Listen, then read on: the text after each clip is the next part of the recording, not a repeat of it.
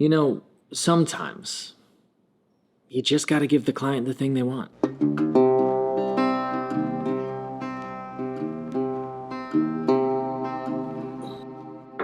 So, here's the deal. Sometimes you're in the midst of designing and making a project for a client and they have a very specific request of you. And that's okay. That's part of the, I hesitate to call it a game, but that's part of the process, right? There's this give and take between a client, and sometimes they do have very specific elements that they want you to work into that design because it means something to them, it matters to them, it's part of the story they're telling with this object. They're paying me to make them an object that holds a great deal of weight and meaning. And so part of my job is to create space for those elements. Now, I've been working on this bloody commission so long, I don't even remember what I have and have not told you about this piece. But in brief, this piece was commissioned by 2 Navy pilots for their first child. The box itself, the object itself, will be her first birthday gift, and then there will be 17 compartments within this object to hold one gift every year until she turns 18. It's lovely, it's beautiful, it's a very sentimental object. But the other element of this is both of the parents, both mom and dad, are Navy pilots. And one of the things they've asked me to incorporate into this box somewhere is their aviator wings. And I think with good reason. I think that's a perfectly reasonable request to ask of a piece like this. The question then for me as the designer is, how do I incorporate that in a way that flows with the piece and isn't detracting, but rather a detail in an overall composition of these 2 parents representing their love for their daughter in one object. Obviously an incomplete composition of that love, but some small manifestation of it. So how do I go about doing that? So, if you've been following along with this build through the last several months, then you'll know that part of that division of compartments in order to get to 17 is these drawers that I made. Looks great, feels great, all's well, but up top here in this weird area that has been a hollow until now, I decided I wanted to put a till box. Now this till box gives me a couple of options from a design perspective. It allows me to get 3 compartments out of one, and one of the things that the client wanted was adjustability. So they could take these till boxes out and just use the till as a single compartment. That's totally fine. That's part of that adjustability. But given that there are 3 boxes, that also allows me a space to have a little bit more personalization. I can engrave mom, dad, daughter, as well as having a lid on here, giving me a place to engrave those aviator wings. So this really gives me a perfect spot to kind of have the story of that family all composed in a single region. Besides, this is gonna be closed most of the time, but the first thing you do when you open this chest is you're gonna see this lid here, and you're naturally gonna be drawn to go, well, what the heck is under there? You have your aviator wings, and then you have all 3 characters in this story. I think this makes a tremendous amount of sense as the location for this bit of customization that the client wants. But also, before we do anything else, check this out.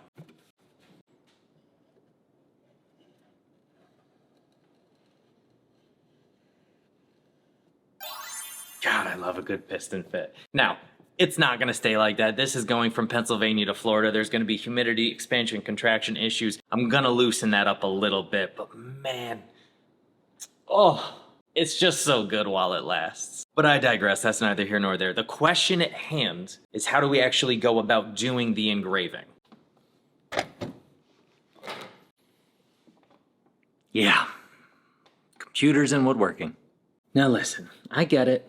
CNCs, computers, power tools to some extent, they're not for everybody. I'm not saying that you need to own one of these machines. What I'm saying is, as a professional, it is immensely useful to have a machine as capable of diverse tasks as the Shaper Origin. I've used this for joinery, I've used it for prototyping, I've used it for inlay, and I'm gonna use it for engraving today. If carving this out by hand is your jam, that's totally fine. I'm not gonna judge you. However, from the perspective of a professional and from the perspective of a client commissioning somebody to make an object, having the budget to make a beautiful object and then having the commission to hire a professional carver, those are 2 different budgets. The price that I would have to charge to carve this particular design by hand would be pretty substantial because of its complexity. And on top of that, I'm not the world's greatest carver. I carve more form in abstract and based on line because To tell you a secret, that's kind of the limitation of my skill set. I can't do realism, and I can't do letter engraving very well. And so employing something like a CNC or a Shaper Origin makes a tremendous amount of sense. But I'm not going to sit here and justify the use of the CNC. I just wanted to explain to you why I do employ it in situations like this, and maybe not some others. So let me show you how I'm going to go about doing that. Now, this is what this design looks like. Something that would be difficult to carve by hand, not impossible by any stretch of the imagination, but difficult and time consuming. Now, once the client sent me the JPEG of this image, I could just simply import that into Adobe Illustrator, trace the object, export it as an SVG, and upload it into Shaper Studio, allowing me to create a file that the Origin can cut.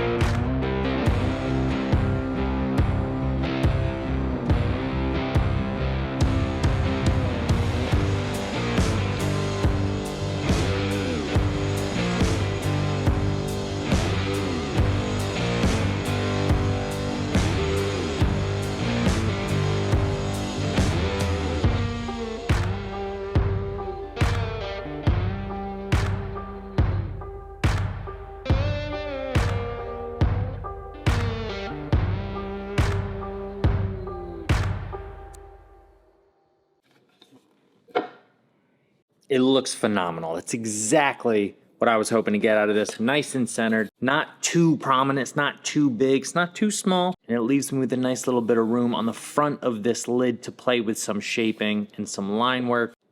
With the aviator wings done, it's time to focus on the boxes. What I want to do is something very similar. I'm just going to put each of the 3 names on the bottom of the boxes, but on the underside of those boxes, so that when you open it up, the continuous grain of those box bottoms is not interrupted and it's not so prominent and obvious. And also, if you're putting GIFs in there, you're going to cover up the names. So I'm going to put it on the underside of those boxes so that it again has this kind of progressive revelation. Like you take the boxes out and you're like, oh, it's just a box. And then you look.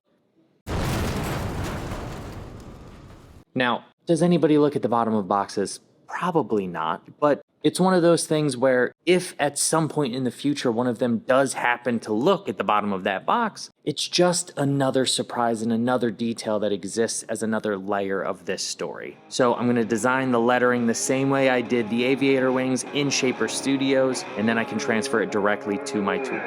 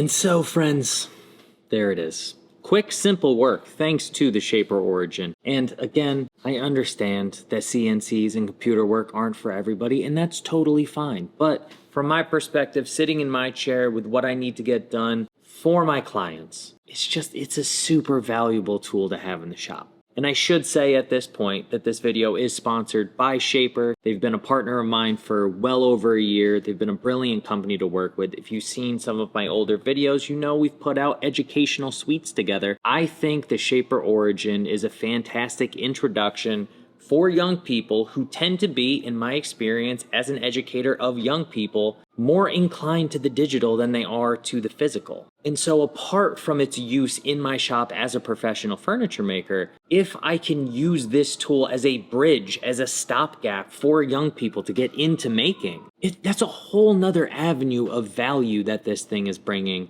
to the world. That, again, just my opinion, take it or leave it. Either way, thanks to Shaper for supporting this video, for constantly supporting this channel, and for allowing me to get high quality work done efficiently. Now, friends, I'm going to sand up all these parts. I'm going to get these boxes glued up. I'm going to get this lid installed and hinged up so that I can get to things like drawer pulls and the final edge detailing of these components. And hear me now, believe me later, I'm going to get a coat of finish on this thing by the end of the week. The video of this finished project ain't going to come out for a while. There's going to be a honker to actually try to edit. But I'm going to get a coat of finish on this thing, start the finishing process so that in the next few weeks it can get ready to ship out to this client who has now been waiting nigh on a year and a half, and just a brilliantly patient pair of human beings. So, friends, I'm going to go do that. And until next week, go make a thing, go enjoy the process, and pay attention to how you add details into pieces and see if you can compose